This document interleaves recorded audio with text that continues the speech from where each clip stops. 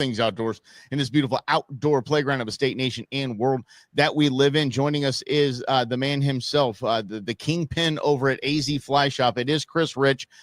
Chris, before we get into all the cool stuff about fly fishing, your shop, et cetera, I want to thank you from the very bottom of my heart for your generous donation, your generous giving to Wildlife for Tomorrow, of which I am the vice president.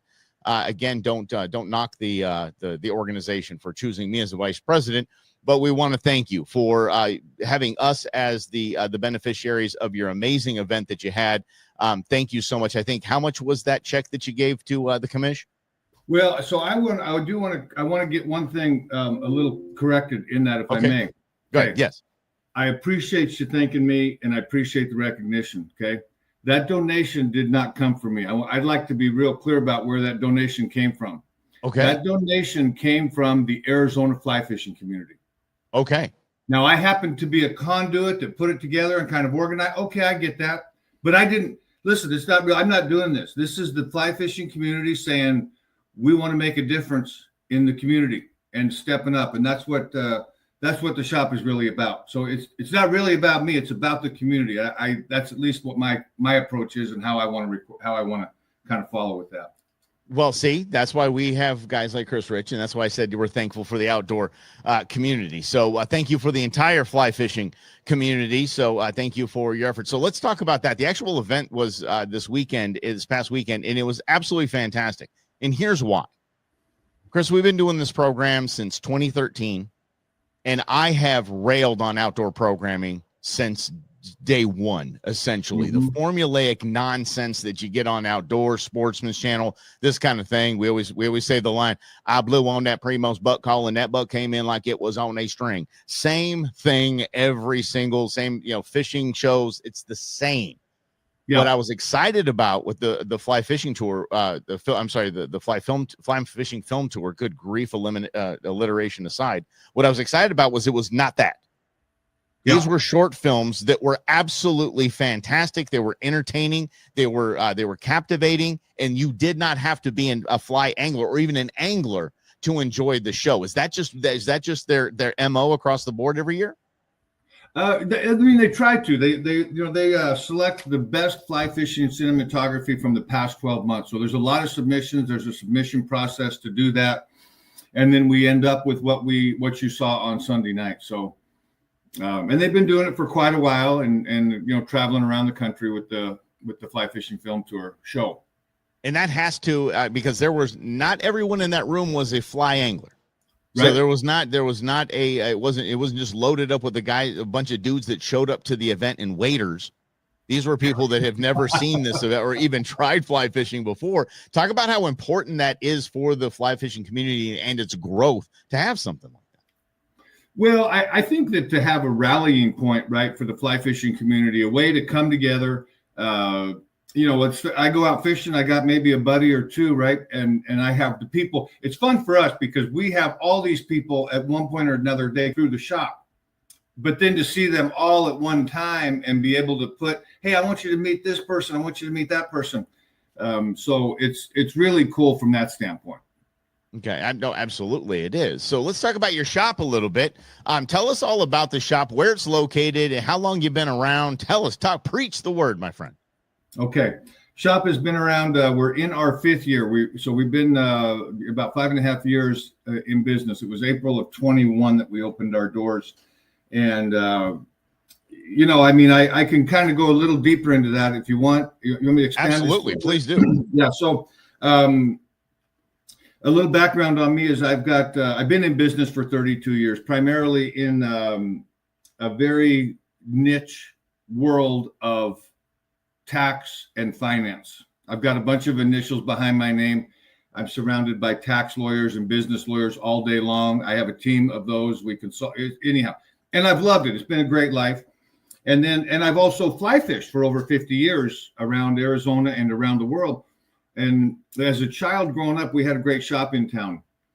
John Romer ran the shop. It was over on Baseline and Mill, and they took care of me when I was 12 years old growing up. And I'd go in, they took care of me. They taught me how to tie. They taught me this. we hadn't had that in Phoenix for quite a while. And I just says, you know, maybe we ought to have that. I mean, Phoenix is a big enough city. Let's do this.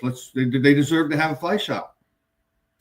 And I'll tell you, the interesting thing for me as I started to look at that is that I've been in the world of finance and business and showing people how to maximize ROI. There's all this maximize ROI, and it's all about money and return.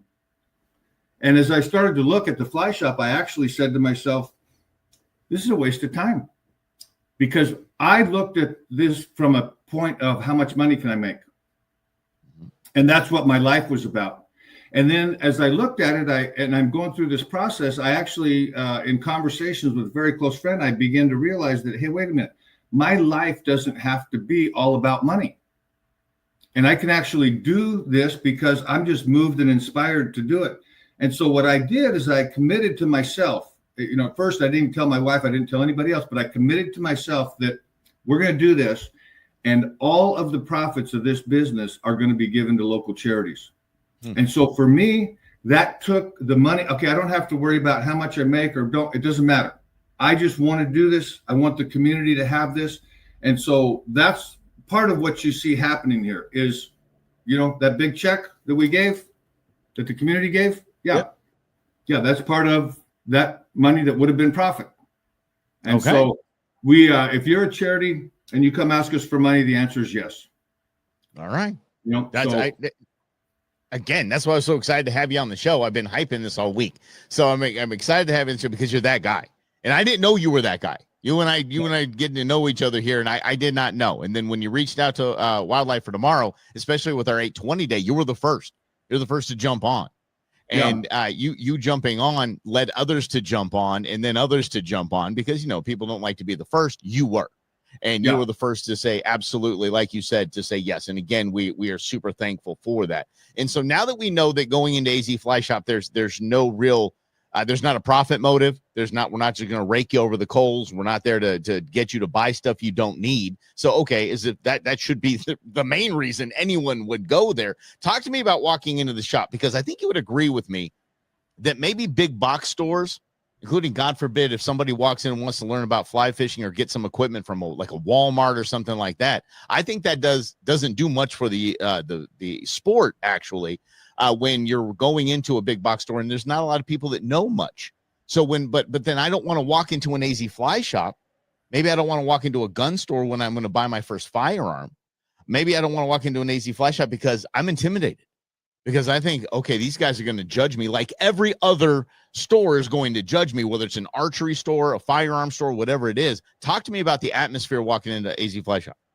Yeah, so, well, I'll back up for a second. Traditionally, you know, fly shops can be a place that you can walk into and it's overwhelming. It's intimidating. And a lot of times the fly shops, I hate to say it, but they walk around with their nose up in the air. That's just what we see from time to time. Right. And on our front door, and on our sign, on right below our logo, everywhere we put it, the friendliest fly shop in the world. And we're so friendly that if you want to say we're not the friendliest, we won't argue with you. It's okay. Can we just be the friendliest fly shop at this location? How about that? That's all we need to be. I want the employees to remember that when they walk through the door. I want the customers to know that when they walk through the door. We've got a 101 class. It's a primer to fly fishing class. We do it twice a month. It's packed every time. And so we love beginners. We love to get people started into fly fishing. I believe the world would be a better place if there were more people fly fishing. I believe that to my core. Okay. If we could get more people fly fishing, this world would become a better place.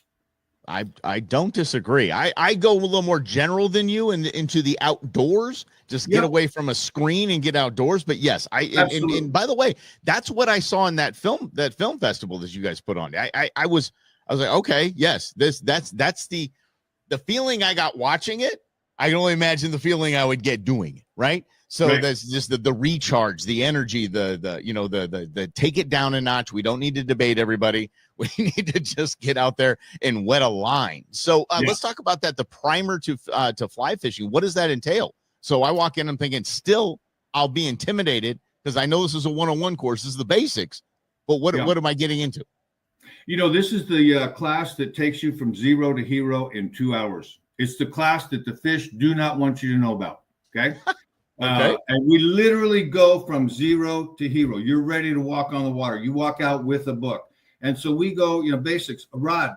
What is this? What are the pieces? Oh, what's the difference? Right. Okay. Oh, we need a reel. Oh, we need line. We need back. So we walk through step by step, put that all together, and they can see the whole process in this class.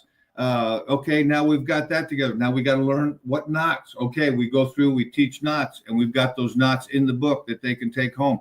Okay, how do we pick a fly that we're going to put on there, and how do we start to look at where do we go fish? So it really will take you through that whole process. And quite frankly, it's a lot of information overload. Fly fishing, there's a little more to fly fishing than, say, like you say, going to Walmart, getting a spinning rod and sitting there with the bobber. And I think that's great as well. Whatever, get somebody outside. But, the fly fishing, there's a little bit more entailed in getting out there and getting on the water. And, as you probably know this, I'm clear about this, is that fly fishing is not about the fish. Most fly fishermen practice catch and release. Okay. So it's not really about the fish. And we're in the pursuit of the fish, but all of these other pieces around it, right? Getting to our outdoor location, hiking in, gearing up, and usually we have somebody with us. So we've got this relationship that we're growing. And I think that's a real, for me, when you look at fly fishing or you just look at being in the outdoors, right? Life is different out there. Mm-hmm. There's something different about out there, being on the water, right? What I like to say is a lot of times, people think they have problems. If you notice, if you get out on the water, those problems aren't out there. They're somewhere else, right? They're not out here on the water. Exactly. Yeah. Okay. And there's a different type of conversation and a different type of relationship that happens in the outdoors than in the normal throes of everyday city life.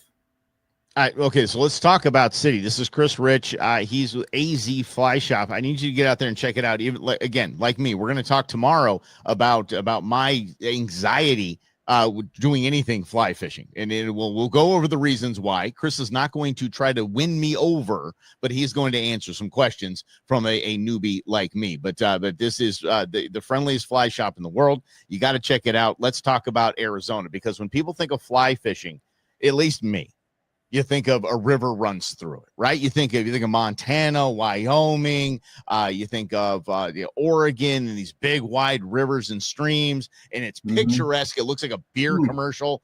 And then you think of Phoenix, where most of the people in the world think of it as Wile E. Coyote and Roadrunner, and there's a bunch of tumbleweeds rolling through the street. Phoenix and fly fishing? Explain that, please. Well, I'll explain it a little differently. People walk in the shop. I'm from Oregon. A fly fishing store in the middle of the desert. Where do you guys fish here? So we get that so often that we actually had a T-shirt made. Where do you fish in Arizona? And I don't know what they do in Oregon, Montana, or Wyoming, but I do know that in Phoenix, Arizona, we like to fish in the water. That's where we go fish. So I don't know what you guys do over there, but we like to go fish in the water. I mean, sometimes I'm stuck in the tree, but primarily I like to be in the water. So I would say Arizona is probably the best kept secret in the fly fishing world. That's beginning to change right now. We literally can fish 365 days a year. Sure. So I got news for you. They're not doing that in Montana, Wyoming, Colorado, Oregon. They're not doing that. Okay. We are doing that here in Arizona. I have been fly fishing incessantly around the state of Arizona for over 50 years. I have not fished all the waters. I literally have not fished. I haven't even fished all the waters in the White Mountains. There's actually quite a bit of water. There's 35 high elevation trout lakes up there. Okay. There's literally thousands of miles of little spring creeks up there. I mean, that's a lot to cover. Even in 50 years, it's a lot to cover. Okay. So let's talk about the different types then, because and again, as a newbie thinking of, river, stream, even going to the film tour last weekend, I'm seeing these guys are doing saltwater. These guys are out there. These guys are doing offshore. These guys are doing lakes. Okay, so you can fly fish on any body of water. Am I correct in saying that? I have caught everything from marlin to 200-pound sharks to bullfrogs on my fly rod. Okay. I even tried to catch a rattlesnake one night when I was out bass fishing under a moonlight. Had a rattlesnake tried to crawl up in my float tube with me, and he kicked off, and I tried to cast out to him, see if I could get him to eat my little mouse I had thrown out there, and pull across the water. Okay, I thought the story was going to go a whole different direction. So let's talk about that. You don't have to just, again, it doesn't have to be a river. It doesn't have to be a stream if you want to fly fish. It can be any body of water. But then you said bass. Can you fly fish for bass? Oh my gosh, we fly fish for bass. I love fly fishing for bass. We fly fish for. I mean, I'm leaving. I'm leaving a week from today. I'm going to be gone a month into South America. I'm going to be in the jungles, in 2 different jungles in South America. We're going to be catching golden dorado, which is the fiercest freshwater fish that exists in the world. The golden dorado, and then we'll also be fishing for world record peacock bass. Oh, I love those. Are amazing looking. Wow, I've only seen video and pictures. That's all I've seen. But oh my gosh, just absolutely fantastic peacock bass. Wow. Okay. It's I don't know if you can see that. I can see that. That's good. Look at that. Yeah, that's a giant peacock, 20-pound peacock. So yeah, you could chase any of those things on a fly rod. We were catching 40, 50-pound yellowfin tuna, dorado on the fly rod. I mean, it's the saltwater, the blue water stuff gets pretty serious, and or you hook a marlin. You get hooked onto a marlin on your fly rod. That's an experience, my friend.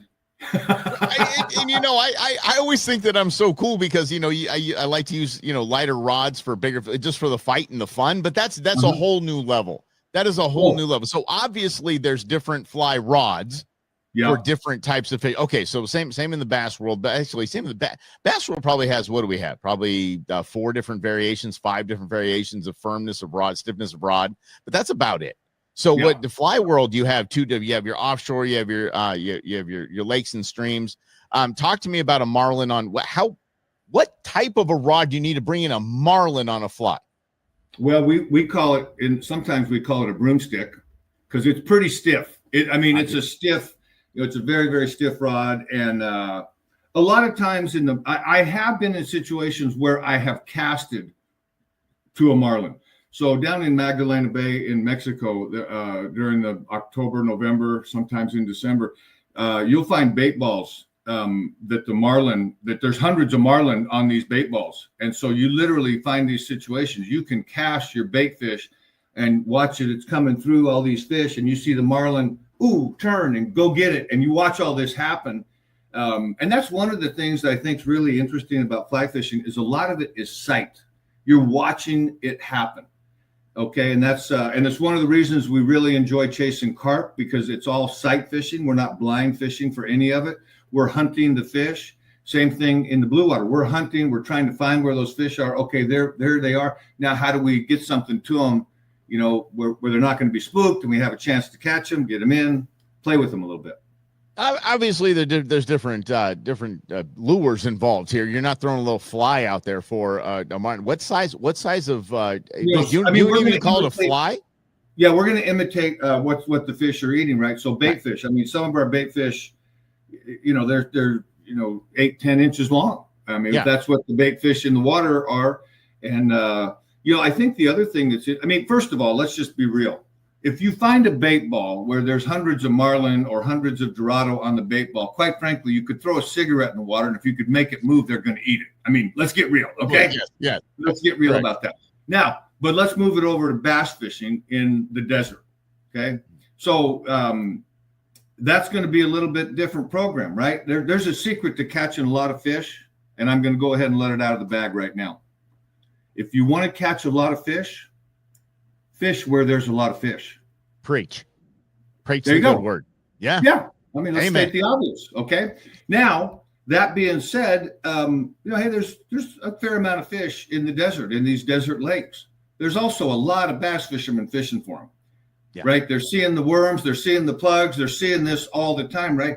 The way we fish and the way we can make our flies, or what we call them a fly, but it looks like a bait fish. It looks like a shad or a little minnow or something like that. And it looks different than that crankbait, and we can move it and work it in a different way than what the bass fishermen can do. Right. Okay. So there's some things that when I go out with my bass buddies, and I got buddies I fish with that fish tournaments. They go out, they've got 7, 8 rods set together. They got their crankbait, their buzzer bait, their Zara spook. They got all this set up, right? Here I am over here, hum, hum, hum. And every time I think, like, I don't think this is going to happen, but I will tell you 95% of the time, I smoke them. Dang. It's like literally going, I don't know. I don't know. See, I would have never thought that. I don't think anybody who thinks of I think it's a whole different community, right? I think from the sidelines. Now, obviously, I mean, AZ Fly Shop, that's your biz. But I mean, I think a lot of people see the bass anglers with the glitter rockets out there, and then they see the fly fishermen again looking like a really cool beer commercial out there, nice and zenny kind of deal, as if those two communities never really merged, but apparently they do. Well, they can merge a little bit, but I would say that inherently there's a little, the type of person that wants to go and bass fish, have a big bass boat, and in that competitive type world is a very different type of person than picks up a fly rod and wants to go do that with the fly rod. Okay. I mean, I'm just going to tell you, and I'm not saying that one is better than the other. I don't want to be saying that, but I will say that, the bass fishermen, quite frankly, a lot of times you see them come in, they cover up all their baits with a towel or something like that. They don't want anybody seeing what they're doing, right? Very competitive, very secretive, okay? Right. What happens in the fly fishing world, you're out on a river, you see somebody else with a long rod, right? A fly fishing rod. Mm-hmm. You're probably going to go talk to them, right? You come talk to me or most of the people I fly fish with, we're going to say, hey, here's a couple of the things that are working. Go over there. Because if you fish this right over there and you do it like this, you're going to start catching fish. That's what happens in the fly fishing world. Okay. And you know what? 1 out of 100 fly fishermen is going to say, yeah, not going to help you. But that's very, very rare. For the most part, like, you're part of this community. We're helping each other. It's not really a competitive environment. We had a carp rally this weekend, and we had a little competition, right? So obviously they're out there competing a little bit. There are people that believes no competition in fly fishing should exist. And I'm actually, like, I get that. It's not a really competitive space. It's I will say this, competitive a person. I don't think it's a space. I think it's more the community and the people, right? You're just having a little fun. I mean, it's a time we get to go out and chase this for 24 hours and we get to, kind of laugh and carry on with each other. But the fly fishing world, there's a book, a guy that he invented a certain type of fly, a bait fish fly, and famous guy, and he wrote a book about it. And in his opening line to his book, I really enjoy this. In the world of fly fishing, this is how he opens his book. In the world of fly fishing, nobody cares how talented you are. We don't care. The only thing we care about is that you are thoroughly enjoying yourself with any one of the given pursuits related to fly fishing. Okay. There are people that love to master the fly cast. Yeah. Right. There's an association, Fly Fishers International. It's a casting organization. And a lot of those guys, they are unbelievable casters and they really don't like to fish. What? There's people that love to get very artistic and tie these flies and they sell them as art pieces and they never fish, but they just love, right? So there's a lot of different aspects of fly fishing that once you kind of start into this world of the world of fly fishing, that you could branch off and kind of pursue. And I'm going to follow that up with, for years, I've got a deep philosophical side to me. I'll try to stay away from that as we're on this show. But it's kind of like a little fun hobby of mine. I love being in those conversations. And I was in Patagonia, Argentina this year in January. And I was talking to the guide, and I could tell he was kind of that same type of individual around fly fishing. And as we were in our conversation, he made the comment that fly fishing is an art. And I said, okay, because I've always, like, is fly fishing a hobby? Is it a sport, an activity? Like, what would you classify this? And people kind of have a different phrase for it. But when you look at it and say, hey, it's an art, okay, I get that. Like, it's an expression of me. And in this activity, I get to express myself however I want to. And I enjoy going out. When I go out fly fishing, I enjoy different styles in the same day. I like to mix it up. Maybe a dry fly, maybe, a streamer, maybe a nymph, just some different techniques, different ways of kind of trying to play with the fish and be in the outdoors. So, but fly fishing offers all that, right? And it offers like, hey, what do you want to do? I mean, I'm out fishing with my buddy. We might be fishing completely different styles because that's just what we want to do. And we're both are catching fish. Okay. I have some questions, Chris Rich of AZ Fly Shop. So what we're going to do is we're going to wrap up today. We're going to keep Chris here. We're going to air the second half of this tomorrow. Chris, before you take off here, can you tell everybody, give me some crossroads or address, give me phone number and website of your amazing fly shop and establishment there. Okay. We're at Cactus Road and the 51 freeway, right on the northwest corner. Our website, azflyshop.com, on Instagram, on Facebook, on YouTube. You can find us there. The phone number, I got to be quite frank with you, I don't even know. Don't worry about that. Website and social media, it's all you need. Bud. Location, social media, easy to find. We'd love to have you come by and just visit. Yeah, just come by and say hi and just spin some yarn. So let's do this. Chris, I have some questions for you as a guy who never thought he would even think about trying fly fishing. It's coming up tomorrow on The Go Show, celebrating all things outdoors in this beautiful outdoor playground of a state, nation, and world that we live in.